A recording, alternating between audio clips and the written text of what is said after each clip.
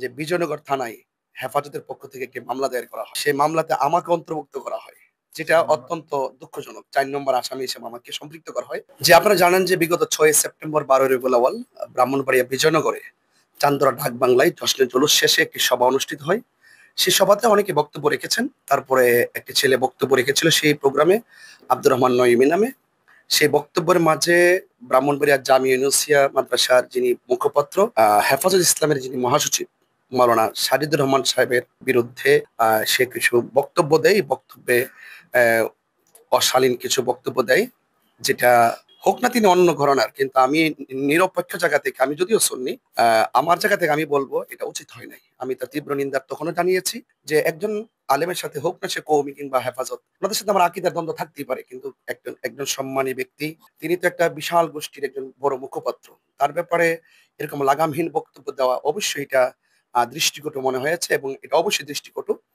তো সেক্ষেত্রে সে বক্তব্য দেওয়ার পর আমাদের ওই স্টেজের মধ্যেই আমাদের আহলুস সুন্নাত ওয়াল জামাতের একজন ছিলেন, পেটোয়াজুরি বাড়ি জাকির হোসেন, তাকে অনেক শাসন করে এবং তাকে অনেক ধমক দেয়, এবং পরেও তারা বাসায় নিয়েও তারা ধমক দেয়। ধমক দেওয়ার পর সেই ছেলেটা যে ওনার বিরুদ্ধে বক্তব্য দিয়েছিল সে লাইভে এসে ক্ষমাও চাই। তা আমরা মনে করেছিলাম যে ক্ষমা চাওয়াটা, একজন মানুষ যখন অপরাধ করে যদি সে ক্ষমা চায় তাহলে তো এটা এমনিতেই শেষ।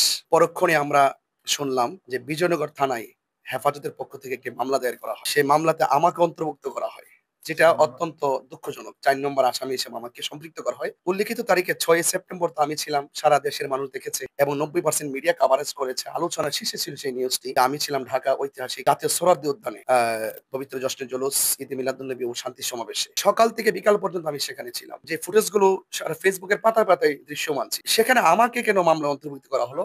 আর সেই মামলাটি একজন মানুষ অভিযোগ থানায় করতে পারে, থানার ওসি মহোদয় তো একটু, আমার মনে হয় প্রশাসন আর একটু চিন্তাশীল হওয়া দরকার ছিল। একজন মানুষ অভিযোগ করলেই সাথে সাথে মামলা এফআইআর করতে হবে, এফআইআর করে আসামি ধরতে হবে। আমার মনে হয় যদি এই মামলা গ্রহণ করার পর সাথে সাথে এফআইআর করাটা, আমার মনে হয় সেটা সুষ্ঠু বিচার ব্যবস্থার পরিপন্থী। তো আমি আশা করব আর কি প্রশাসন অত্যন্ত যাচাই বাছাই করে, চুলচারা বিশ্লেষণ করে সেটা তিনি হতিয়ে দেখবেন, আর এই মামলাটি যেন দ্রুত প্রত্যাহার করে। দেখেন আসলে আমি তো মনে করি একটা ছেলে বক্তব্য দিয়েছে, এটা বিচ্ছিন্ন ঘটনা। সেই বিচ্ছিন্ন ঘটনার জন্য ক্ষমা চেয়েছে, ক্ষমা চাওয়ার পরও তাকে ক্ষমা না করে মামলার পথ বেছে নেওয়া। আর যেখানে আমি টোটালি মানে অনুষ্ঠানে ছিলামই না, আমি ছিলাম ঢাকায়, সেখানে আমার ভিডিও ফুটেজও আছে, সেখানে আমাকে মামলায় সম্পৃক্ত করা অবশ্যই এটা প্রতিহিংসার বহিঃপ্রকাশ বলেই আমি মনে করছি। তারপরেও ব্রাহ্মণবাড়িয়ার সম্প্রীতির লক্ষ্যে আমি মনে করব যে মতাদর্শের ভিন্নতা থাকার পরেও যে মামলার পথ বেছে নেওয়া, এটা সুস্থ সংস্কৃতি না। এখানে আমার মনে হয় এই মামলাটির সমাধান নয়। একটা মানুষ অন্যায় করলে আলোচনা করতে হবে, কারো বিরুদ্ধে অভিযোগ করতে গেলে তাকে যাচাই বাছাই করতে হবে।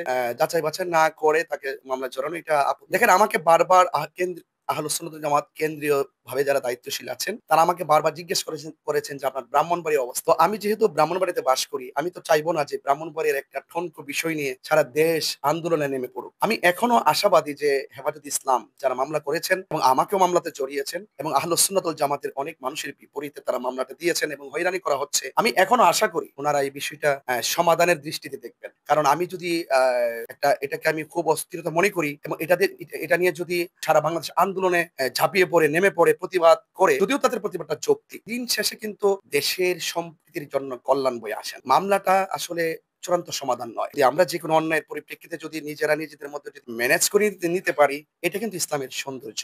আমি আশা করেছিলাম যে হেফাজতের মহাসচিব সাহেব, যেহেতু তিনি একটা বড় সংগঠনের মহাসচিব, ওনার মনটা মনে হয় অনেক উদার। একটা ছেলে অন্যায় করেছে, সে ক্ষমা চেয়েছে, আমাদের মানুষগুলো তাকে ক্ষমা চাইতে বাধ্য করেছে। আমি আশা করেছিলাম তিনি ওই মহান জায়গা থেকে তিনি মনে হয় ক্ষমার সুন্দর দৃষ্টিতে দেখবেন।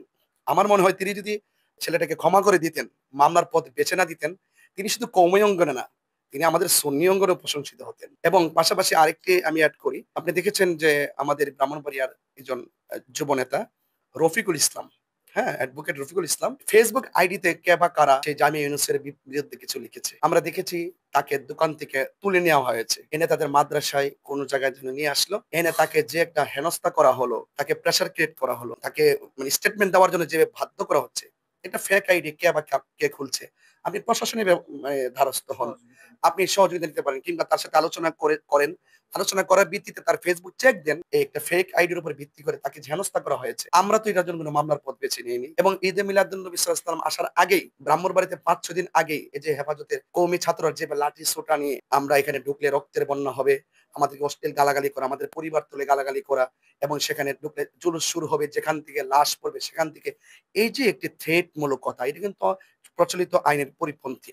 আমরা কিন্তু ইচ্ছে করলে মামলা নিতে পারতাম। আমরা মনে করেছি ছেলেরা হয়তো বুঝে নাই, বক্তব্য দিয়েছে। হয়তো তারা কোনো এক সময় বুঝবে। এরকম আমরা মনে করেছিলাম। কিন্তু দেখা গেল যে আমার এক ভাইকে, তিনি অসুস্থ, ল্যাবের থেকে আসার পথে কাউতলীতে ধরে এই ৬ই সেপ্টেম্বর ১২ই রবিউল আউয়াল আমার ভাই কাউতলী দিয়ে আসবেন, তাকেও সেখানে ধরে গাড়ির গ্লাস ভেঙে দেওয়া হলো। আমরা ইচ্ছে করলে কিন্তু মামলাটা দিতে পারতাম।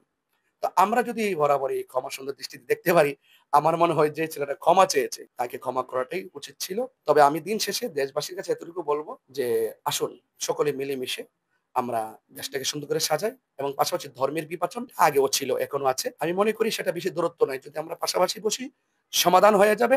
এবং এতটুকু মনে করতে পারি যে অনেক সময় এই যে যারা আমাদের বিরুদ্ধে মামলার পথ বেছে নেয়, আপনি জানেন যে বিগত আখাউড়া এবং বিজয়নগরে কিন্তু আরো ২ টা মামলা করেছি। কোন উপাদান নাই, অযথা গায়ে পড়ে মামলা করা। এবং আমাদেরকে হেনস্থা করে অনেক আসামিকে ধরা হলো। সুষ্ঠু সমাধান না। এখন তারা যদি মনে করে যে আমরা তাদের বিপরীতের মানুষ, আমরা যদি বিপরীত মানুষ মনে করে যে আকীদার ক্ষেত্রে, আমরা আকীদার ক্ষেত্রে দ্বন্দ্ব আগেও ছিল, এখন আছে, ভবিষ্যতে থাকবে। ঠিক কি না? তো সেজন্য আমার মনে হয় আরকি, আমার ক্ষুদ্র জ্ঞানে মনে হয় এটার একটা সুষ্ঠু সমাধান আসা উচিত। এবং বিগত দিনে এই কওমিরা এবং হেফাজতরা যে মামলার শিকার হয়েছেন, এটা কিন্তু কোনো সুন্নিদের দ্বারা কিন্তু তারা মামলার শিকার হয় নাই। রাজনৈতিক মামলা হয়। আমরা রাজনীতি করেছেন, আপনার মামলা তারা করেছেন। আপনাদের জবাব থাকলে আপনারা জবাব দিবেন। সেখানে তো আমরাও তো কিছু বলতে পারি না। কিন্তু আমরা তো আপনাদের বিরুদ্ধে কোনো মামলার পথ বেছে নেই নাই। এখন যে ঠনকো বিষয় নিয়ে যে আমাদেরকে যে অ্যাটাকিং করছেন, মামলা করছেন, আমার মনে হয় এটা আপনারা সুস্থ সংস্কৃতির অংশ না। তো আর বিশেষ করে আমি তো কোনো রাজনীতি দলের সদস্য পদে ছিলাম না। হ্যাঁ? আর যদি বলেন যে বিগত দিনে ১৭ বছর যারা ছিলেন, তা আমরা তো, আপনারাও তো ছিলেন। আপনারাও তো দেখেছি, তাদের সাথে মিটিং করেছেন, মিছিল করেছেন, তাদেরকে অনুষ্ঠানে ডেকেছেন এবং কওমি জননী বলেছেন এবং বিভিন্ন সুযোগ সুবিধা নিয়েছেন। তা আমরা তো এগুলো নিয়ে আপনাদের এই ছবি দেখে তো কোনো আপত্তি তুলি না। আপনারা বিভিন্নবার যারা আমাদেরকে ট্যাগ লাগিয়ে, যারা আমাদেরকে বিভিন্ন ধরনের অপবাদ দিতে চান এবং আপনাদের বিপরীত মনে করতে চান, আপনাদের চিন্তা চেতনায় অনেক ভুল আছে। আসুন, ভুলের অপনোদন হোক, ভুল ভেঙে যাক, সম্প্রীতির ব্রাহ্মণবাড়ি গড়ে উঠুক এবং এই দেশটা সম্প্রীতির মাধ্যমেই গড়ে উঠুক। সে আশাবাদ ব্যক্ত করছি। সি প্লাসকে অনেক ধন্যবাদ।